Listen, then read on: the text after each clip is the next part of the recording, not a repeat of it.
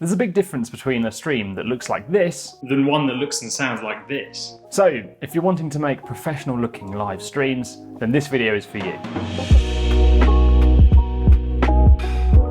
So let's start with the list of kit you're going to need to be able to pull off a look like this. The first thing you're going to need is a DSLR. The DSLR needs a clean HDMI output, unlimited runtime and audio inputs, ideally one with autofocus. Now, we'd recommend the Sony A series. What you can currently see is the Sony a7, but most of the streams are going to be built around this, the a6500. Now, there are plenty of other cameras in the A range, going from the a3000, a4000, a5000, and now the a6000 that you can use. You can currently also get these things at great rates, used or new, online. So these cameras come with autofocus, which if you're filming yourself like I am a lot of the time, is very helpful, but you don't have to have it. One of the arguments against autofocus is it drains too much battery. So don't worry if you don't have it, because, well, your camera will last longer. By the way, a clean HDMI output means that the data that you can see on your camera screen won't show in your stream. So when you look at your camera, you can see the ISO settings, the battery power, and other information on the screen. If you don't have a clean output, this will actually go in your stream and it will look awful. So you need to find a way of either turning this off or having a clean output. The Sony A range does have this feature. Unlimited runtime means the camera basically won't just turn itself off. A lot of DSLRs have a built-in system so that they save battery, and after half an hour they'll turn themselves off. You don't want this to happen. You're also going to need what's known as a cam link. This is a box that converts your camera's HDMI outputs to a USB your computer can read. Now, this might be your third video you're watching or your fourth on live streaming where you're trying to get away with not having to buy this overpriced bit of plastic. I looked for ages and I cannot find another way of doing this without it that isn't a complete and utter nightmare. So if you're doing live streams yourself, you don't want to be wasting your time. You don't want that extra headache before you go on camera because it's stressful enough as it is. So just bite the bullet and buy the thing. There's a link in the description. So you need to go on Elgato, the manufacturer of the cam link's website, to see if the camera you have or going to buy is compatible with it. There is a problem though. The a6500 is not on their list, yet it does still work. So if you're like me and you don't have to buy a whole new camera, maybe buy it and see if it does work on your existing camera, or do a little bit of research online. Forums like Reddit and actually YouTube will tell you if you can get a result of it. The next thing you might need is a dummy battery. This is basically exactly what it sounds like. It's just a bit of plastic that goes in the battery hole and it connects to the mains, and then you can run your camera off the mains. Again, the a6500 you're supposed to do this with, but I've had no issues just plugging a micro USB in and charging it off the mains.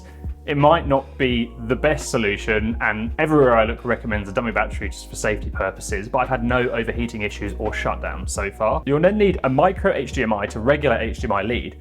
Check your camera to make sure that it has an HDMI output, and I'm pretty sure it'll be a micro. If it isn't, I don't know what camera you've bought, I bet it's huge. Now, if you've got a modern computer and they've got rid of the USBs like the MacBook range, then, well, you're gonna have to buy an adapter that goes from USB to USB-C. And then of course, you'll need a computer.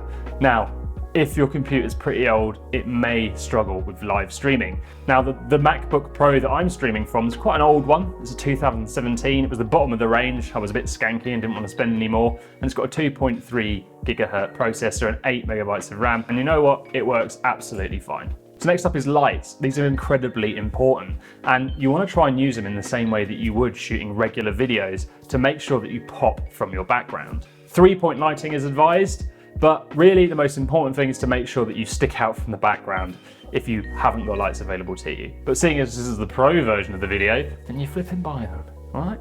The next thing on the list is the mic. The mic we're currently using is the Rode Video Wireless. Now, it's pretty simple. This is also a microphone here. So if you don't have a lav mic that goes into the top, you can use the top as a microphone. I tend to find it's got a little bit too much gain. It doesn't quite sound as good as if you've got a decent lav mic. And then that then goes and sits on top of the camera.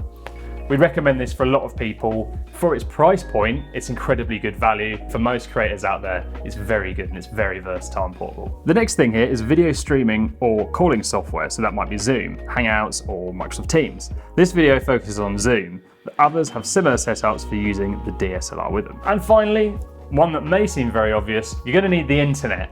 Now, the reason I've put this in here is because when you're doing a stream, it's not about your download speed, it's all about your upload speed.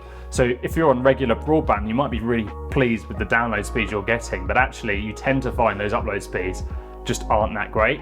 So I stream from a fibre optic line. I tend to find that my upload speeds are around 15 to 20, whereas if it's less than 5, you might start to struggle. So a quick way to find out what you've got, just go on Google, type in internet speed test, and then press start the speed test, and this will give you the speeds that you're working with. There's one more thing to note: if you are streaming at prime time, which may be at 5 to sort of 9 in the evening, when a lot of people are using the internet, again, your internet might get slowed down. And if you are doing a live stream, do not upload or download anything at the same time, because it could impact your quality. So that's the list. Sorry that was so long, but there's actually quite a lot of kit that you need to do this to make it look good. And if you sacrifice one item, you'll probably find the whole quality of the stream just drops. So now we move on to the actual process. This is all about testing and finding a solution that works for you, so that when you go live, you can keep going live using the same settings that maintain a high quality, but also don't lag. People won't tolerate lag. They'll tolerate a drop from 1080p to 720p, especially if people are watching it on phones. They'll barely even notice it. But if someone's moving like this, they're gonna switch off pretty quick. Didn't know I could do the robot, did you? So I spent about 3 to 4 hours one day playing with all these settings. I'm going to run you through them now. And what we're going to do is try and take you to the optimum setting that will stream in 1080p.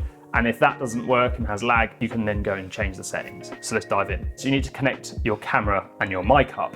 If you're using the Rode wireless, just go and pop it on top of your camera and then clip on the mic.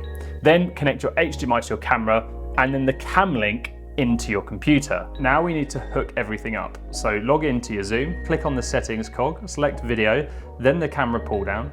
You should see the cam link 4K option. When selected, your camera image should appear. If it does not, reconnect everything, make sure all the connection's nice and tight, and then try again. As mentioned before, internet speeds will depend on how good your outputs look. So for the best option, check the Enable HD button. Zoom doesn't really give you many more options for adjusting the look of your video, so make sure you set up your camera to show the image you want to see on Zoom. Leaving it on auto will do a good job, but you might want to play with the ISO and the warmth of the video to appear more flattering. The key is not to look overlit or too dark, and not too orange or too blue. Make sure your picture profiles are off. You don't want to transmit a flat image that looks like this.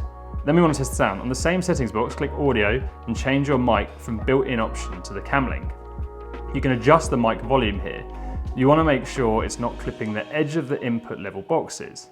Hit test mic and it will record you. Try speaking at different volumes from quiet to animated, and then stop the test and listen back by clicking the same button.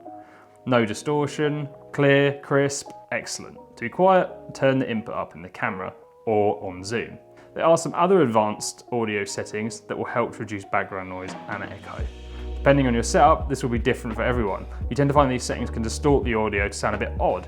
You have auto and aggressive as settings. Test away and see if it makes the sound better or worse. Worse? Well, then just turn it off. Set the camera up to shoot in 1080p and we'll try and maintain that quality. Also have a look at your frame rate. Now, if you're doing a gym workout and there's a lot of movement, you might want to set it to 60 frames per second. If you're just sitting here chatting like me, then there really is no need to have all that information flying into OBS, so set it to 25 or 30. Our final bit of advice, now you've got everything set up looking good, is to make sure you spend some time in your background. Now, this doesn't have to be an amazing set. I'm currently sitting in front of a blue wall with some items on a desk, which I've just set up for this stream. You don't want to make sure your shot is too cluttered, so I've got a few props in here, little camera, little lens, and then some flowers just to give it a bit of colour. A lot of people will use a computer behind them, but you don't want to make sure it's distracting, so items need to be carefully placed.